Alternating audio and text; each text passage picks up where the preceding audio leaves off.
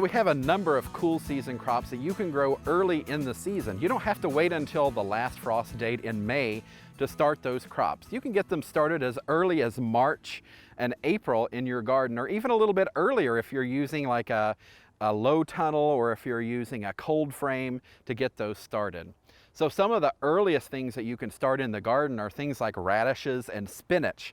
They really love the cool weather, and they can take some of those frost and freeze temperatures that we have in the early season. And especially if you pair that with a little bit of a season extension, like a row cover or a low tunnel, you're going to be just fine. Some other things that will do well as early season, lettuce is a great start, especially if you have some sort of cover to put over it to get it started.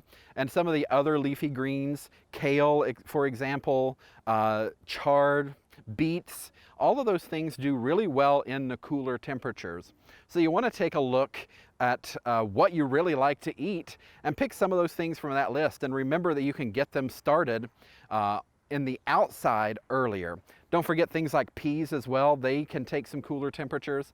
We typically look at the soil temperatures as they start warming up for some of those things, especially the stuff that sort of likes cool but gets started when it's a little warmer.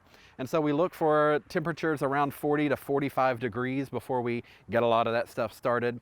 And some of the other warmer season stuff, the soil needs to be warmer.